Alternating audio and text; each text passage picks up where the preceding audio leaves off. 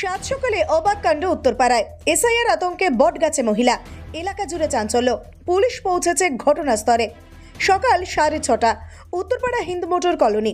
মানুষের স্বাভাবিক দিনের শুরু যেখানে, সেখানে ঘটে গেল চরম অবাককর ঘটনা। এলাকার মাঝখানে থাকা বিশাল বটগাছের ডালে আচমকাই দেখা গেল এক মহিলাকে। মাথার উপর কাক ডাকা ভোর, আর নিচে দাঁড়িয়ে হতভম্ব স্থানীয়রা। কেউ বলছেন এলাকায় দিনে দুপুরে যেভাবে বড় বড় গাছ কেটে ফেলা হচ্ছে, সে প্রতিবাদে নাকি বট গাছে উঠে পড়েছেন মহিলা। আবার কারো দাবি এসআইআর ফর্ম ফিল আপ হয়নি, সে আতঙ্কেই নাকি পালিয়ে গেছে। তৃতীয় পক্ষ বলছে মহিলার মানসিক সমস্যা থাকতে পারে। স্থানীয়দের বক্তব্য, রাত থেকে ওই মহিলা গাছে রয়েছেন, ডাকাডাকি করলেও নিচে নামতেই চাইছেন না। ক্রমে ভিড় জমতে থাকে, কেউ ভিডিও করছে, কেউ তাকে বুঝিয়ে নিচে নামানোর চেষ্টা করছে। অবশেষে খবর যায় উত্তরপাড়া থানায়। কয়েক মিনিটের মধ্যেই পুলিশ পৌঁছে যায় ঘটনাস্থলে। পুলিশের চেষ্টা করছে মহিলা কেন গাছে উঠেছেন, কি পরিস্থিতিতে তিনি রাত কাটিয়েছেন, সবটা জানতে।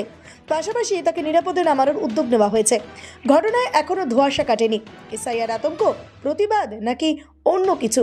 স্থানীয়রা এখনও চোখ বড় বড় করে তাকিয়ে। আজ সকালটা উত্তরপাড়ার জন্য যেন এক চরম রহস্যময় দিন। বটগাছে কি দেখছো? একটা মহিলা ওখানে বসে আছে, যাচ্ছিলাম রাস্তা থেকে, একটা মহিলা দেখছি গাছের উপরে উঠে বসে আছে, এসআইআর করে বলছে। আর ও বলছে ফর্ম নিয়ে এলেই কাউকে মারবে। আমরা ওকে জিজ্ঞেস করছিলাম ইনকোর্ট থেকে এসছো, কী করছো।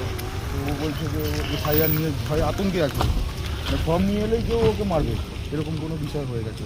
আপনি দেখুন ওখানে গিয়ে। হ্যাঁ, মানে এমনি বলছে, কি বলছে জিজ্ঞেস করলেন, আবার কথা বললে?